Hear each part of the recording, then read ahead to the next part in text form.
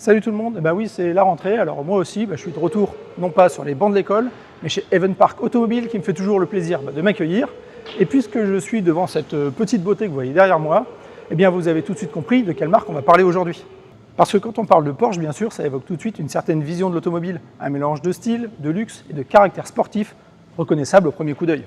Mais si ceux qui se disent puristes, et je déteste ce mot, ne jurent que par la 911, Porsche propose aujourd'hui toute une gamme de voitures qui passent non seulement par des purs sportifs bien sûr, mais aussi par des SUV et des berlines familiales. Mais si vous croyez que ce genre de carrosseries ne sont arrivées qu'avec l'entrée dans le 21e siècle, vous allez voir qu'en fait l'idée d'une Porsche pour père de famille, ça date pas d'hier.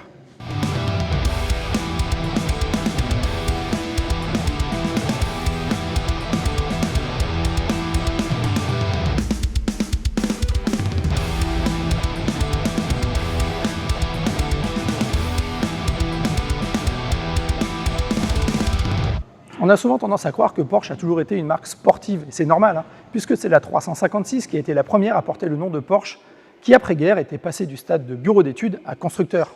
Et tout le monde considère naturellement aussi que la 911 est la descendante directe de cette fameuse 356. Mais en fait, la légende sportive de Porsche s'est presque construite sur un malentendu, puisqu'on peut considérer que la marque s'est quasiment faite prendre au piège du succès de ses propres sportives. Et je m'explique. Bon, je ne vous apprendrai rien si je vous dis que la première voiture entièrement dessinée et construite par Porsche était la KDF Wagen, la voiture du peuple, qui deviendra ensuite la coccinelle. En 1938, sur les bases de cette coccinelle, Ferdinand Porsche avait déjà imaginé la Type 64, une petite sportive recarrossée et optimisée pour participer à des courses. Mais malheureusement pour elle, le début de la Deuxième Guerre mondiale l'empêchera d'étoffer son palmarès, et seuls 2 exemplaires survivront jusqu'à aujourd'hui. C'est sans doute à cause de ce projet de sportive avorté que Ferdinand Porsche reviendra à la charge dès la fin du conflit avec la 356. Mais si la 356 était devenue une voiture de légende, tout le monde a oublié que dès le début, Porsche a voulu en faire une 4 places. Lors de sa présentation de la 356 au Salon de Paris, Ferry Porsche a rencontré Max Hoffmann, le distributeur de Volkswagen aux États-Unis, et après avoir conclu un contrat pour la distribution des 356 en Amérique du Nord, Hoffmann lui a commandé 2 dérivés de la sportive. L'America Roadster Type 540, une 356 légère à carrosserie spécialement conçue pour les clients de Hoffmann qui voulaient faire de la course, et la Type 530, qui était une 356 à empattement rallongé, avec un habitacle complet à 4 places. Porsche a donc chargé le carrossier Reuter de créer des carrosseries pour les prototypes et a demandé que son travail soit effectué le plus rapidement possible. Tout l'avant de la Type 530 était donc une pure 356, mais pour la partie arrière, Reuter a dû fabriquer des portes plus longues avec des vitres latérales plus grandes pour pouvoir inclure la vitre de quart arrière. La ligne de toit a également été rallongée à cause d'un châssis plus long de 30 mm, et elle était plus haute que la normale à l'arrière, tout simplement pour assurer un espace suffisant pour la tête des passagers. Et des pare-chocs enveloppants avec butoir ont aussi été installés aux 2 extrémités. Dans l'ensemble, Porsche et Reuter ont fait un travail très impressionnant en intégrant l'empattement allongé tout en ne dénaturant pas trop la ligne générale du coupé. Sous le capot, même si cela reste sujet à discussion, on pense que c'est le tout dernier moteur 1,5 litre de 60 chevaux qui avait été installé. Oui, on l'oublie souvent, mais derrière sa réputation de sportive, la puissance de la 356 standard allait de 44 à 60 chevaux, et la Type 530 atteignait péniblement les 160 km/h avec un 0 à 100 en 15 secondes à peine. Bref, en mai 1952, la Type 530, à peine terminée, fut expédiée aux États-Unis, où Ferry Porsche rencontra à nouveau Max Hoffmann. Cependant, quelques semaines plus tard, si la version America Roadster sera approuvée, le projet 530, lui, sera définitivement annulé.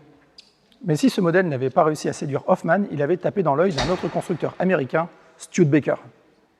À cette époque, Studebaker, qui était en grande difficulté, cherchait des idées nouvelles pour sauver son entreprise, et impressionnés par la 930, ils ont demandé à Porsche de leur construire une nouvelle voiture, mais une familiale cette fois-ci. La toute nouvelle Studebaker Made in Porsche a donc vu le jour en 1954. Elle était plus longue que tout ce que l'entreprise avait construit jusqu'à présent et était très similaire aux voitures américaines de taille moyenne de l'époque. Mais contrairement à toutes les autres Studebaker, elle avait une construction monocoque et des suspensions indépendantes aux 4 roues. À la demande de Studebaker, Porsche a utilisé certains des composants de production de l'entreprise américaine, notamment les freins à tambour hydrauliques, le boîtier de direction, le système électrique et la transmission surmultipliée à 3 vitesses. Le moteur, lui, en revanche, a été entièrement conçu de toutes pièces par Porsche. Il s'agissait non pas d'un moteur à plat, comme on aurait pu s'y attendre, mais d'un V6 ouvert à 120 degrés, d'une cylindrée de 3 litres et qui délivrait 106 chevaux, un moteur plus puissant que tous les moteurs de série produits pour l'Europe. Porsche enverra donc 3 prototypes aux US, mais comme Studebaker était plutôt occupé à sauver les meubles en fusionnant avec Packard, elles resteront au placard pendant 3 ans avant d'être finalement écartés. Et oui, Pour sauver des emplois, Studebaker-Packard a préféré ne produire que des voitures 100% américaines. Et de toute façon, ils avaient déjà sorti la Champion qui reprenait en gros les mêmes caractéristiques que la Porsche. Aujourd'hui, la Porsche Studebaker a disparu comme Studebaker d'ailleurs, et la Type 530 n'existe plus non plus, puisqu'elle a servi de base à la future Type 754, plus connue comme la T7, une autre Porsche à 4 places. Parce qu'en réalité, pour succéder à la 356 en fin de vie, à l'aube des années 60, Porsche ne voulait pas d'un coupé de place, il voulait plutôt la remplacer par un modèle plus spacieux et confortable, tout en gardant quand même une allure sportive. Si la T7 fait référence à sa devancière avec son capot plongeant et ses feux ronds, la partie arrière est complètement différente. La poupe bombée de la 356 laisse place à un design aplati en queue de canard avec des feux arrière horizontaux et 2 sorties d'échappement centrales, et l'empattement rallongé de 10 cm permet maintenant d'accueillir 2 vraies places de plus. Mais dès le départ, rien ne va. Le moteur de 130 chevaux de la 356 Carrera 2 se montre beaucoup trop bruyant et la caisse trop lourde a un comportement routier déplorable. Le responsable des essais qui fera les premiers tests sur route dira d'elle qu'elle n'a aucun avenir. Alors Ferry Porsche va mettre toute la famille à contribution. Son fils aîné sera chargé d'améliorer le design, pendant que son neveu, Ferdinand Piëch, s'occupera de la motorisation. Baptisé T8, ce projet sera finalement dévoilé le 12 septembre 1963 au Salon de Francfort, sous la désignation 901. Les dépliants commerciaux mettent en avant un poids plume d'à peine 1080 kg, une vitesse de pointe de 200 km/h, ce qui est pas mal compte tenu de la puissance limitée à 130 chevaux. Il faudra attendre encore 1 an de mise au point et un procès avec Peugeot pour voir apparaître une 911 prête à se forger une véritable légende dont personne n'aurait pu se douter alors. Pourtant, malgré cette success story, Porsche va une nouvelle fois relancer l'idée d'une sportive 4 places en 1969. Et pour la première fois, Porsche va externaliser ce projet désigné B17 ou Porsche 915 en le confiant à Pininfarina. Pininfarina va tout d'abord proposer un prototype blanc entièrement en bois avec une ligne de toit assez droite qui plonge brutalement vers l'arrière et qui casse complètement la ligne originale de la 911. Rejeté par la direction de Porsche, Pininfarina va revoir sa copie en profondeur et utiliser la S2 que Porsche lui avait confiée pour présenter un nouveau prototype roulant et complètement fini cette fois-ci. La ligne maintenant respecte beaucoup mieux le profil de la 911 avec un toit plongeant sans cassure et des custodes redessinés pour plus de dynamisme. Si le moteur de 180 chevaux est conservé tel quel, l'intérieur lui est entièrement garni de cuir noir pour donner une plus grande impression de luxe et de confort. Pesant 1135 kg, la Porsche 911 Pininfarina s'est avérée vraiment trop lourde avec son poids qui était mal réparti, 40% à l'avant, 60% à l'arrière. Porsche étant très insatisfait de son comportement routier et de sa ligne pas très harmonieuse, la B17 sera remisée dans un coin pendant 2 ans avant d'être revendue à Leopold von Raffé, alors propriétaire de la grosse concession Porsche de Hambourg, et qui avait depuis longtemps de très bonnes relations avec la maison mère. C'est d'ailleurs lui qui lui donnera l'aspect qu'elle a aujourd'hui, en remplaçant tous les chromes par des baguettes noires, en lui élargissant les ailes, en lui rajoutant un nouveau spoiler à l'avant, et surtout en la repeignant dans ce vert serpent des plus discrets. En plus de la cosmétique, il améliorera aussi tous les aspects mécaniques et remplacera le moteur d'origine par un flat 6 2,7 litres de 210 chevaux, accouplé à une boîte 5 pour plus de performance. Revendue au Suédois Nilsson en 1977, elle fait toujours partie de son musée privé et on la croise parfois sur les routes suédoises lors de certains événements. Bon, si finalement la mythique 911 est la descendante d'un projet de voiture 4 places avorté qui a quand même réussi à s'imposer sans conteste, on estime que dans les années 70, elle a fait son temps et qu'il est temps maintenant de la remplacer. Celle qui devait remplir cette mission, jugée impossible aujourd'hui, c'est sûrement mon modèle préféré de Porsche, la 928. Pourtant, elle avait eu droit à des tonnes d'innovations. Elle a été la première à recevoir un essieu arrière multibras à déformation programmée, des éléments de carrosserie en alu et surtout un V8 à l'avant pour séduire le marché américain qui était la cible principale alors. Et en plus, c'était une 4 places, enfin plutôt une 2+2 parce que je vous mets au défi d'y faire rentrer confortablement 2 adultes comme moi à l'arrière. Alors pour compenser ce défaut, Porsche va une fois de plus tenter d'en faire une vraie 4 places grâce à 2 exemplaires différents. Le premier modèle, appelé 928-4, apparaîtra en 1984 et prendra la forme d'un break de chasse grâce à un empattement rallongé de 25 cm et l'ajout d'un haillon à l'arrière. Les portes ont aussi été étirées et le montant B redressé pour faciliter l'accès aux places arrière qui gagnaient ainsi 20 cm d'espace aux jambes. Par contre, petit détail notable, les phares pop-up ont disparu au profit de phares fixes sous globe. Cet exemplaire unique a été fabriqué pour être offert à Ferry Porsche pour son 75e anniversaire et il lui a même servi quelque temps de véhicule de fonction avec chauffeur. Pour être sûr d'arriver à l'heure au bureau, il a aussi eu droit au tout dernier V8 5 litres de 310 chevaux qui lui permettait un petit 0 à 100 en 6 secondes 5 et 260 km/h de pointe.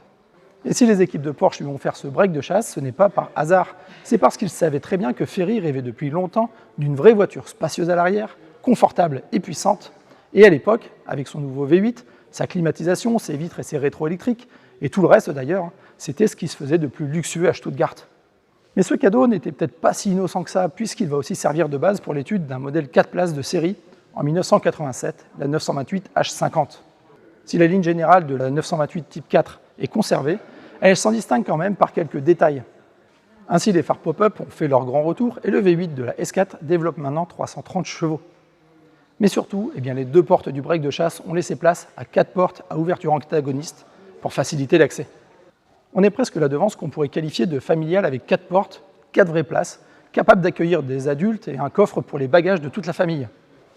Une sorte de Panamera avant l'heure, quoi. Pourtant, une fois de plus, le projet sera écarté car après plus de 5000 km d'essais routiers, son châssis sera jugé pas assez rigide. Bon, je pense surtout que c'était une bonne excuse car rigidifier un châssis, je suis sûr que Porsche aurait su le faire assez facilement. À mon avis, c'était surtout parce que malgré tous leurs efforts pour faire oublier la 911, Porsche n'arrivait pas à convaincre sa clientèle de passer sur du V8 à l'avant. Alors faire en plus passer la pilule d'une familiale, c'était sûrement trop demandé. Mais pour autant, preuve que le châssis de la 928 rallongée n'était pas si mauvais que ça, il va servir de base dès 1988 pour l'étude d'une nouvelle familiale luxueuse qui devait aller chercher Mercedes et BMW sur le terrain des berlines premium. Tout en conservant le châssis de la H50 et son V8 en position avant, le projet 989 ressemble plutôt à une grosse 911, dont de nombreux éléments stylistiques seront d'ailleurs repris sur la 996. Malgré 3 ans de développement et plusieurs prototypes, le projet sera encore une fois jeté aux oubliettes, Porsche prétendant même avoir détruit tous les exemplaires en 1992. Après l'échec relatif des Porsche à moteur avant et rencontrant des difficultés financières, la marque a préféré porter tous ses efforts sur la Porsche Boxster, qui devait s'adresser à une clientèle moins élitiste et surtout plus féminine. Finalement, la première Porsche familiale arrivera en 2002, là où personne ne l'attendait, dans le secteur des SUV. Destinée encore une fois prioritairement au marché américain, friand de ce type de carrosserie, la Porsche Cayenne va conquérir l'Europe et le reste du monde et sauvera une marque dont la santé était plus qu'incertaine. La Cayenne, à la grande surprise du monde automobile, sera celui qui fera changer les mentalités des Porschistes et permettra enfin l'arrivée sur le marché de la première berline Porsche à 4 portes, la Panamera bien sûr. Qualifiée par certains d'aubergine à sa sortie en 2009, elle aura su se faire sa place sur le marché de la berline de luxe et sa version Sport Turismo fait aujourd'hui fièrement référence à la 928 H50 de l'époque. Le Cayenne et la Panamera se permettent même aujourd'hui de partager l'affiche avec leurs équivalents électriques Macan et Taycan.